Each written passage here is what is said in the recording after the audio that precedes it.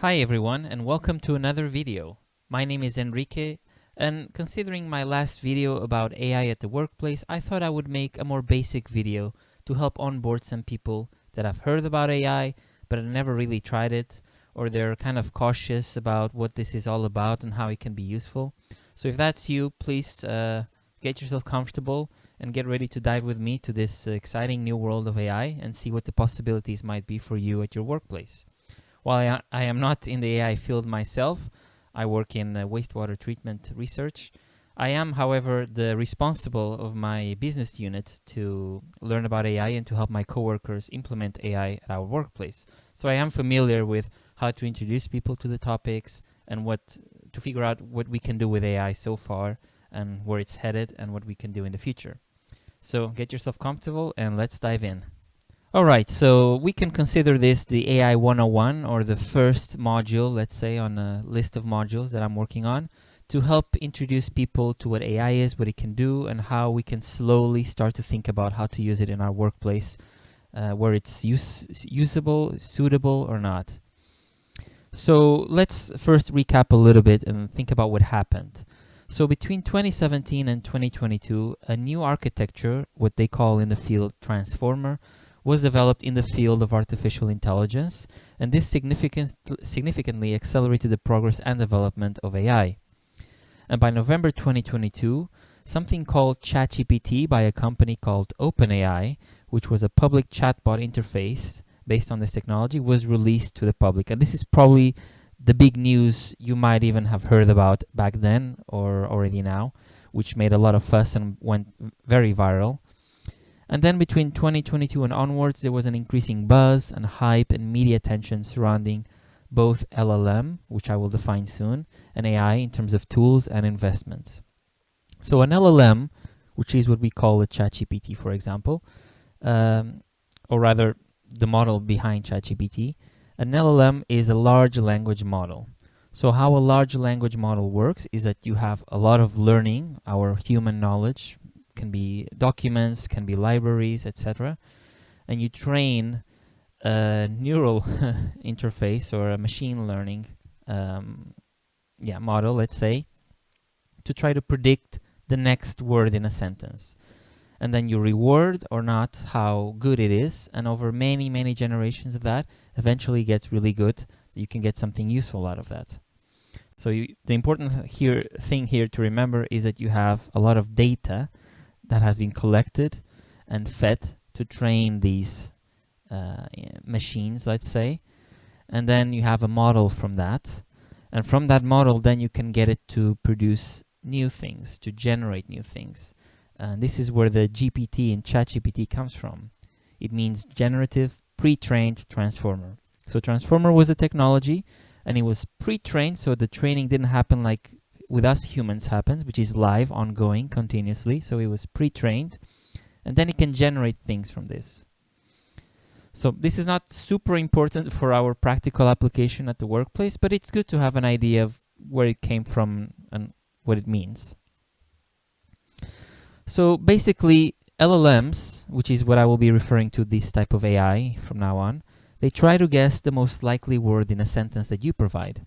So they predict the next token. This is what is often referred to as predicting the next token. And this is the G in ChatGPT. They can generate with significant accuracy. So here you have the example. You start with the sentence, the sun rises in the, and then when it reaches this LLM, it has a range of possibilities like east, morning, sky, distance, and these are weighted depending on how likely or probable it is to be the thing you're looking for.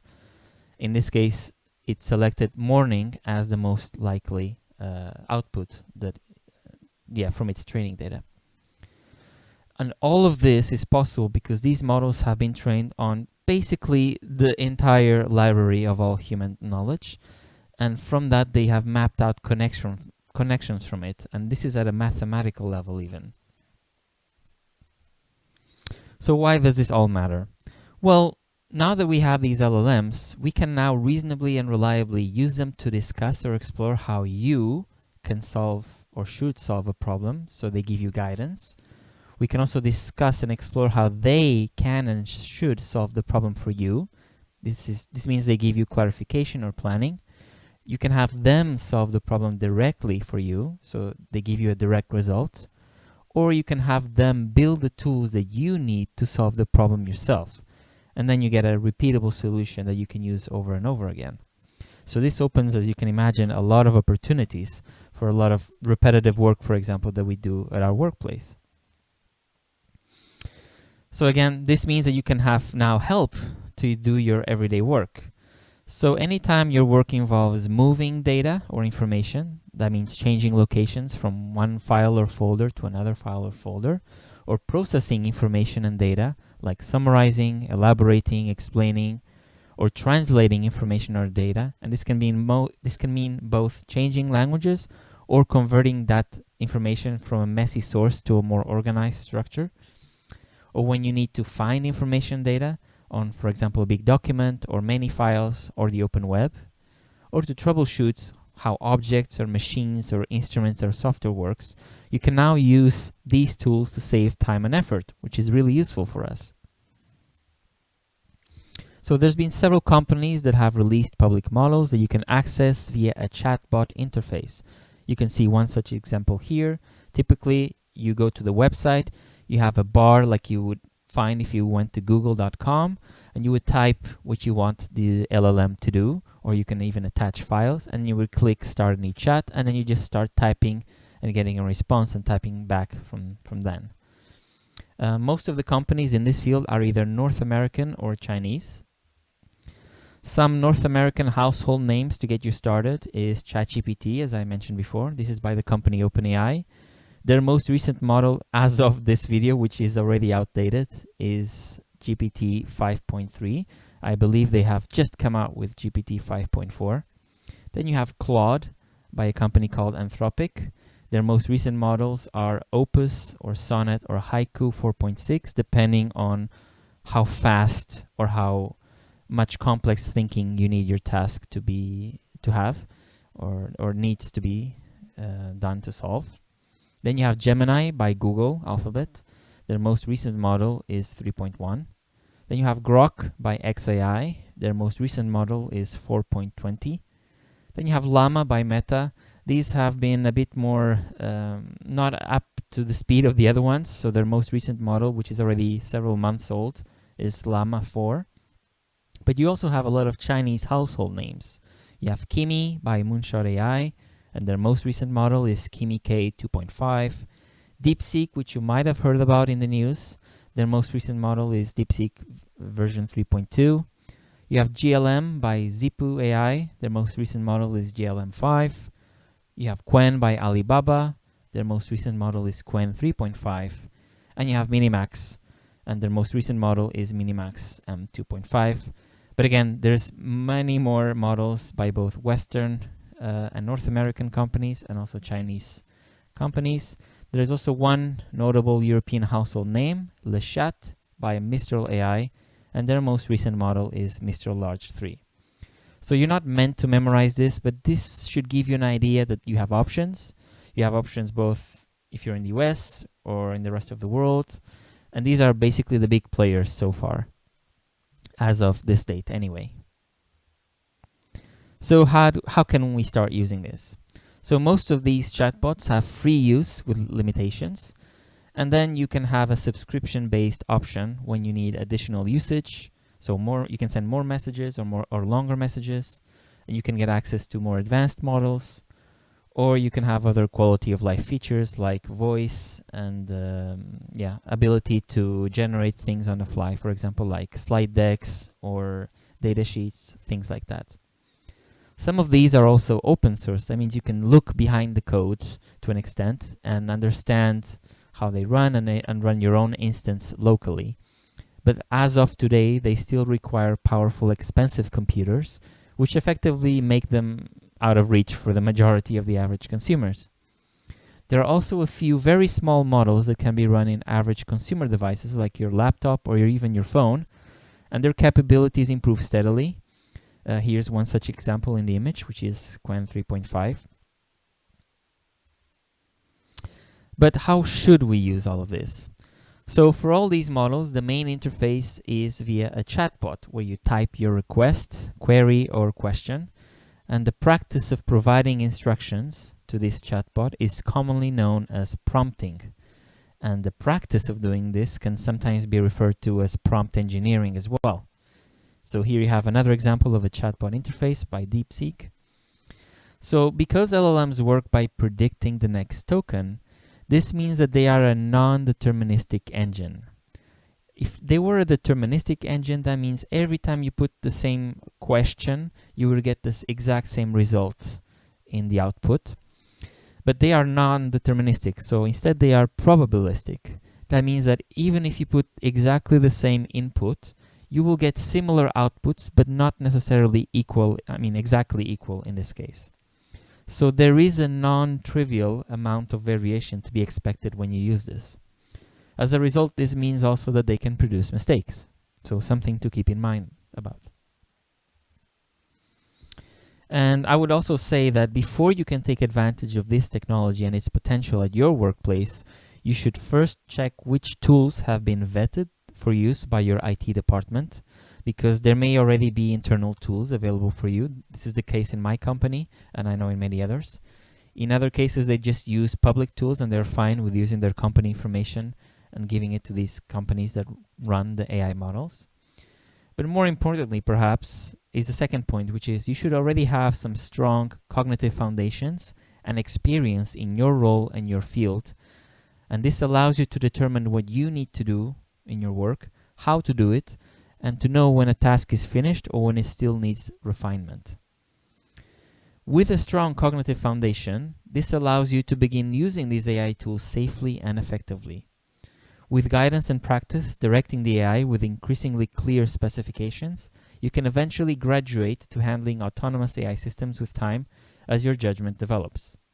But basically the main point here is that if you're just starting at a new job and you have no idea yet, you're a junior, for example, engineer, or you just started at a junior position, perhaps you should be careful with using these models and chatbots and AI before you get a bit more of a sense of how the workflow goes, how the tasks are handled, what a good task looks like when it's finished, etc., so that you don't go in guns blazing, let's say, and make costly mistakes for you or for the company.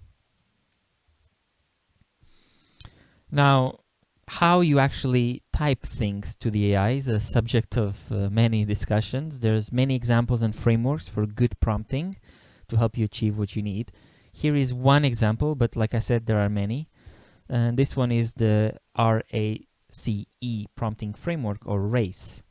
So this stands for Role, Action, Context, and Execution. So as an example of the role, first you would type something like, you are a senior data analyst at our company, and you could say even the company name. Explain the concept of data normalization to a new intern. A different example for action might be, generate a list of 5 creative team building activities for our remote team. Context example would be, we are a startup with a limited budget, recommend free or low-cost tools for social media management. And an execution example would be, draft the email in a formal tone and include a polite apology for the delay at the beginning. So you're trying to be specific with what you want and a bit of why you want it, so that you get exactly what you need from the AI. So when you combine all of this for one specific case, a full example could look something like this. You start with the role, act as a senior HR advisor at our tech company. Then you have the action, draft a policy for remote work that encourages work-life balance. Then you have the context. Our team is global, so consider different time zones and cultural norms. The policy should be no longer than 2 pages and must include guidelines for synchronous and asynchronous communication. And lastly, the execution. Use a professional yet approachable tone and include a section on mental health, resources available to employees. So where to actually begin? So when you're trying to decide, okay, I know a bit about prompting now, but how do I really apply this to my work every day? I would say you should try to begin where the friction and the repetition is at your work and your tasks. Don't try to automate your whole job at first. Start slow and safe, and then build the mental model of what works when you use that specific AI and what doesn't. And in a way, try to protect the core of your job and automate the edges.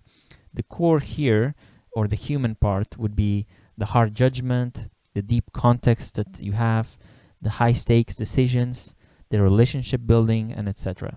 And the edges in this case, what the AI should do would be the repetitive formatting, the data extraction, the initial synthesis, or the moving context from point A to point B, for example.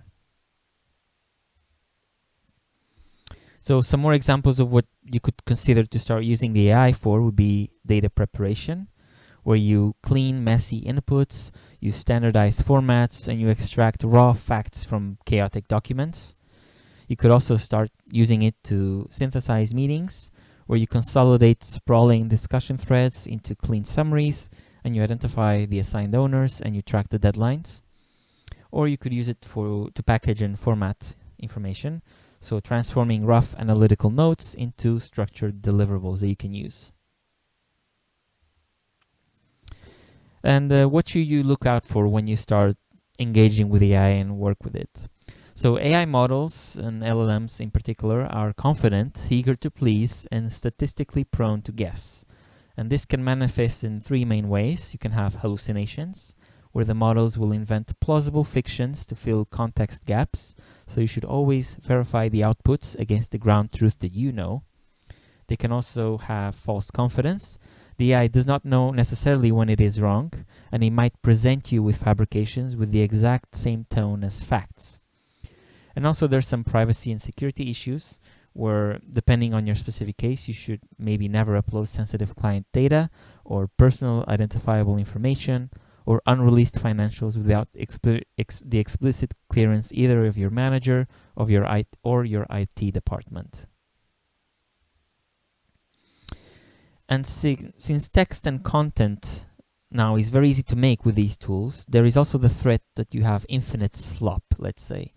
Slop, which was the word of the year last year, by the way, is infinite, cheap, hollow content generated without human intervention. It may even be technically correct, but can be contextually useless.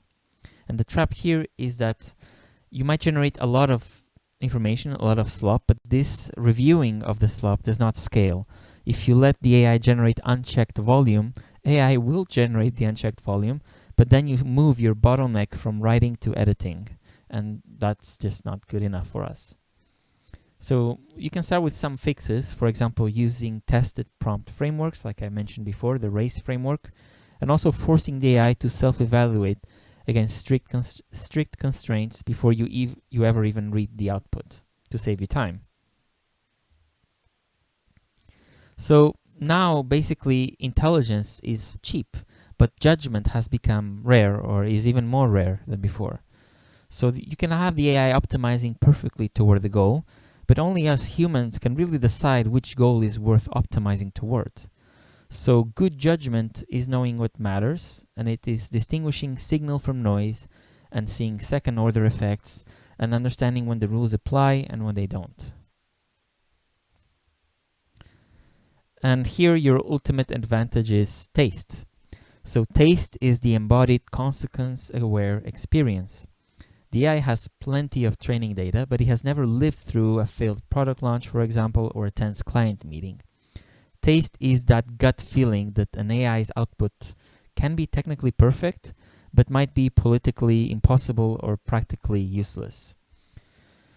So you could think of yourself now as the editor or the manager or the orchestrator of a brilliant alien intelligence. And your strong cognitive foundations that I mentioned before and your experience in your role in your field have now refined your taste and your instincts. And your taste now is that bridge between computation that you can access and the reality of what you need. So there is also one last threat I would like to mention, which is over-reliance. You should try to be mindful of when these tools are helping versus when they are replacing.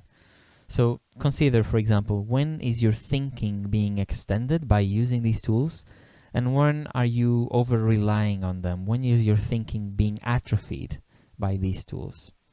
Each time you offload thinking without engaging with it first, you are trading a small piece of future capability for present convenience. And we don't want that. We want to have the extension of your thinking, basically.